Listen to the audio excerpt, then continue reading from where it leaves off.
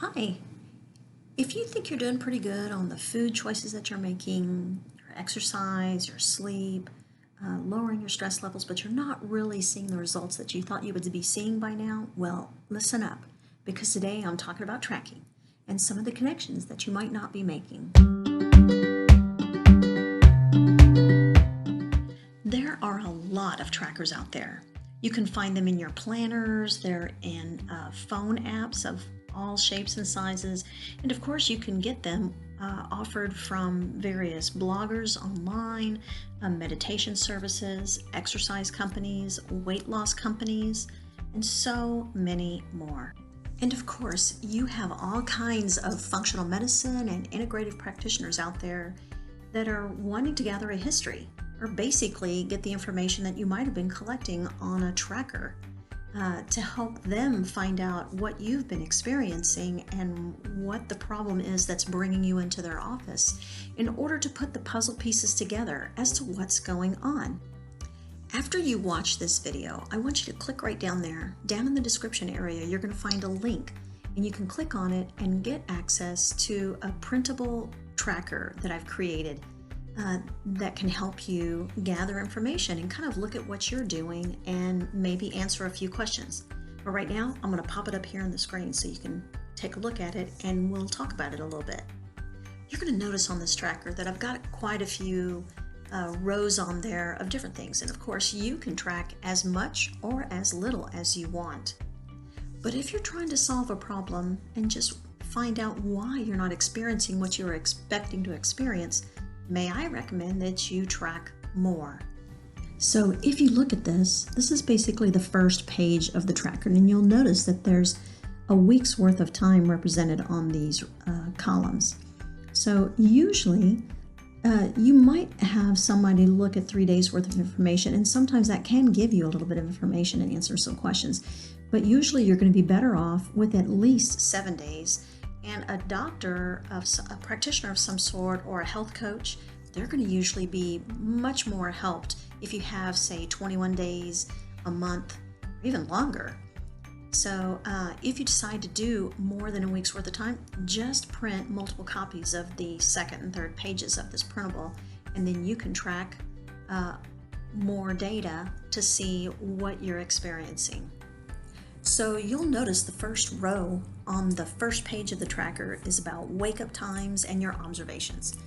Well, if you decide to track that, that can be really helpful because, say, for example, if you're a person that has different wake-up times, say today you woke up at 5 o'clock, whereas yesterday you woke up at 6, and tomorrow you'll wake up at 7:30. Well, that can tell you that there might be something that's disrupting your circadian rhythm. That can affect different systems and functions of your body. And so tracking it would make you aware of that and just give you a hint as to what might be adding to some of the problems you might be experiencing in other areas. If you go to my website, there's actually a whole post on sleep, and it talks about this a little bit further.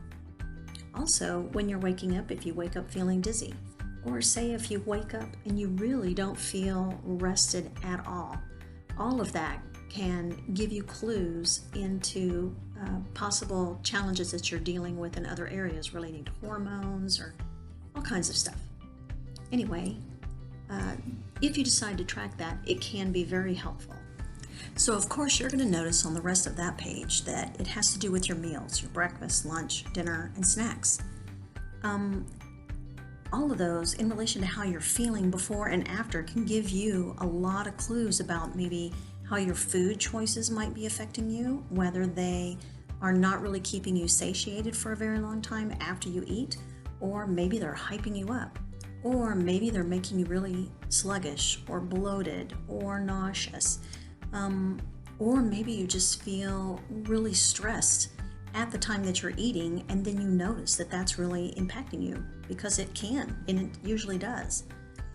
Lots of times you can discover an increase in hunger, decreases in focus and energy, and it can be tied to the current types of foods that you're eating, the environment that you're eating them in, or other situations that you would discover if you were tracking for a period of time. So if you notice that, say for example, when you eat dinner at 6 o'clock and you eat a lighter meal, and then you have a chilled out time while you're eating, say sitting at the table with your family, and y'all are just visiting and hanging out, you feel pretty good those evenings, and you don't have digestive issues. But you notice when you're like eating on the run, you pick up fast food on the way to basketball practice or whatever it is, then you notice that your gut is tied up in knots, and you pretty much have problems that evening, and you do feel bloated, and you have all kinds of other problems, and then of course maybe you even have problems with going to sleep that night. That just the situation in which you're choosing to eat can impact your digestion and lots of other things. Or say for example, on the nights that you cook regular food, whole food, fruits and vegetables, with not a lot of processed foods, if any, added to them, you notice that you feel pretty good after you eat those, and they really stick to you for a while, and you feel really satisfied for a long period of time. Whereas say the next time you're eating you pick up fast food, Chinese food, and 30 minutes later you're hungry, and but yet you're really not focused, and you're kind of hyped up.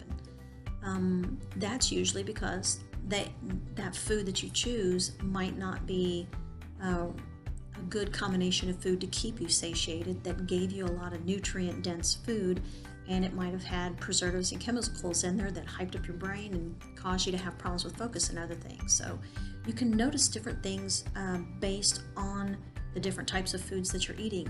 So noting them in a tracker can reveal that to you, and then of course you can do with that information as you will, or if you're taking that information to your practitioner, that tells them something.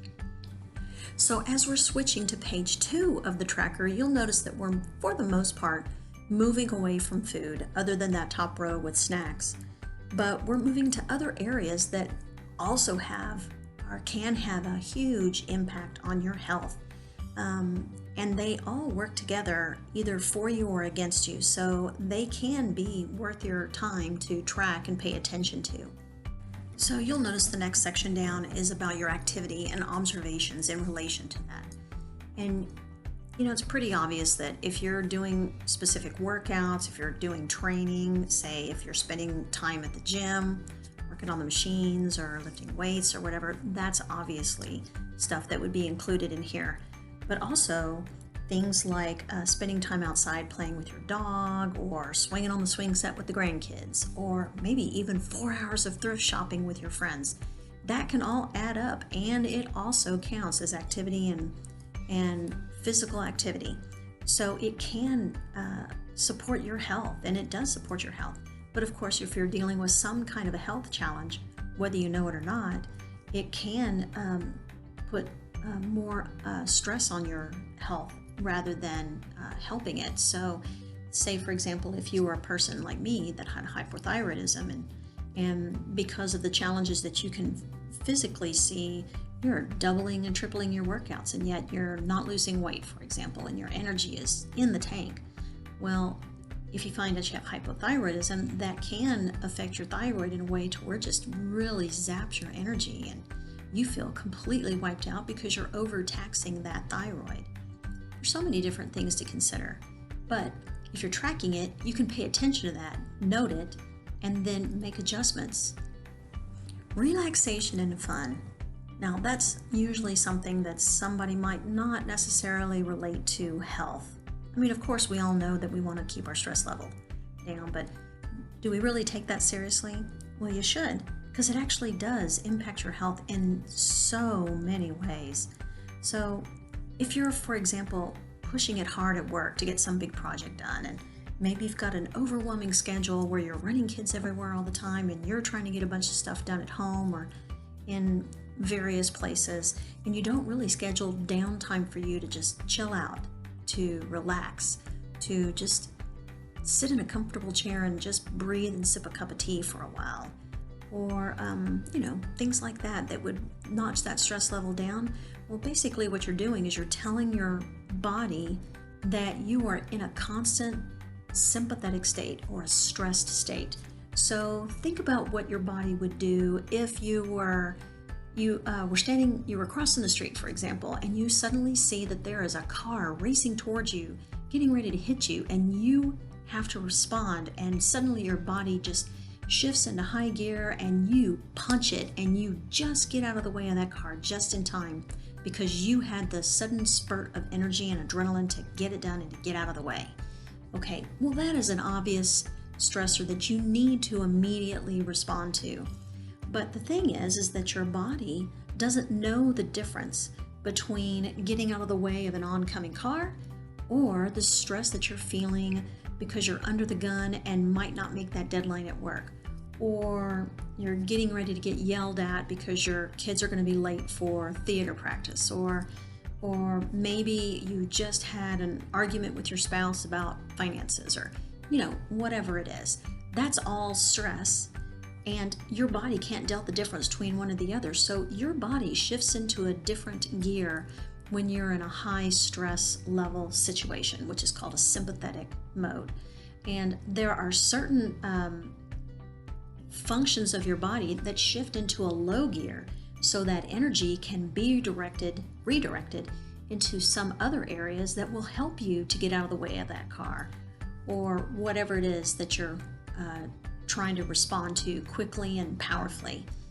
The only thing is, over time, if you are constantly stressed, whether it's getting out of the way of the car or work situations or marriage situations or family situations or whatever it is, you basically are setting yourself up in basically a chronic high stress state. And because of that, you're telling your body that it needs to continue to keep all of that energy shifted over here and not really paying attention to other areas of your body that would normally be getting a more even distribution of attention. And unfortunately, over time, that can start causing problems, like with your gut and digestive processes, with your hormone balance, with your energy production and your brain function. It really can wear your body down to a point where you will start to see challenges in some form. So if you find it worth your time, consider tracking what you're doing. For example, in the areas of activities, in the relaxation and fun section, mood, energy sections, your outside time, those areas all basically relate to this topic.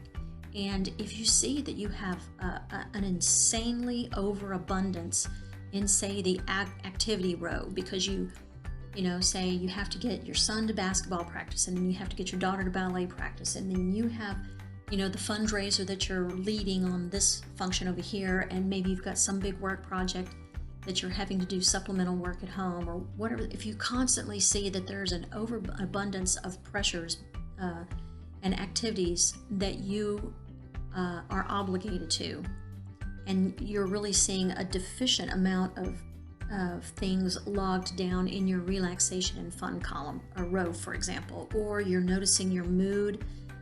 Your mood is swinging up and down, but that it just seems like, man, you really get angry fast right now, or you're noticing some changes, or maybe your energy is zapped and you just really don't have the energy that you had, last year when you would do basically the similar type of year and similar type of activities.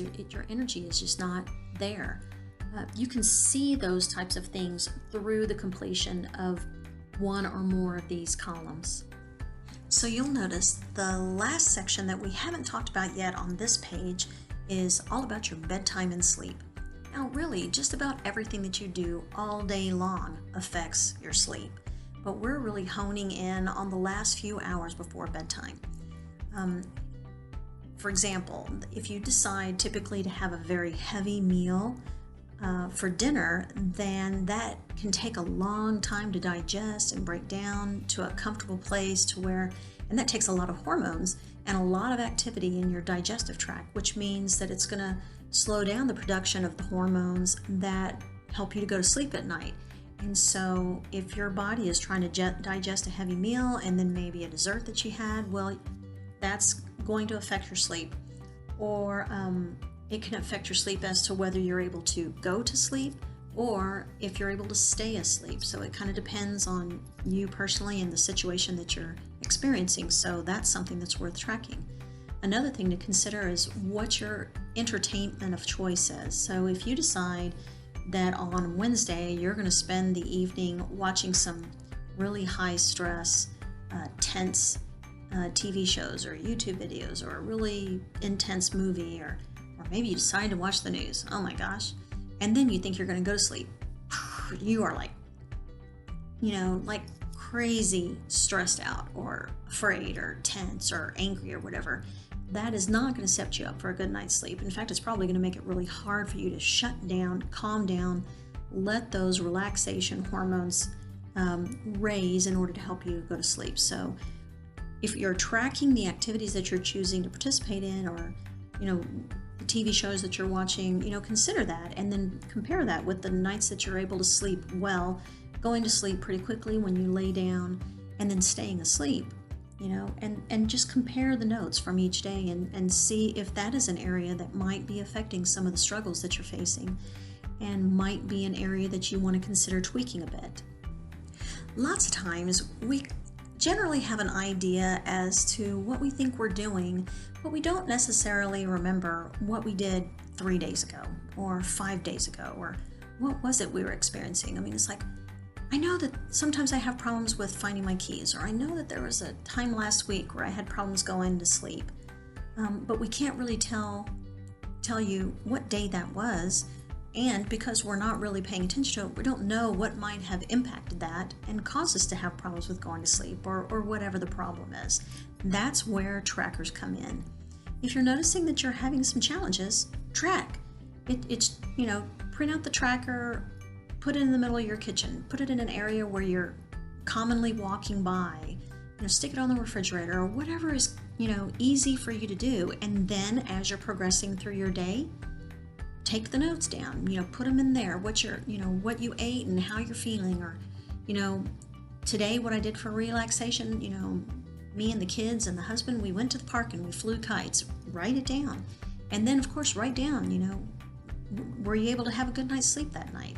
Or you can look at those, and especially after a week to 21 days or a month or however long you decide to track, you can really see a swing of things that are going on, and you might notice trends that you might want to consider and maybe make some changes here and there and start seeing how you can better support your sleep, or your lowering your stress level, or healing your gut, or helping yourself to have a more comfortable and successful and easier digestive process, or doing things and making choices that will help you and support you in being able to focus and things like that.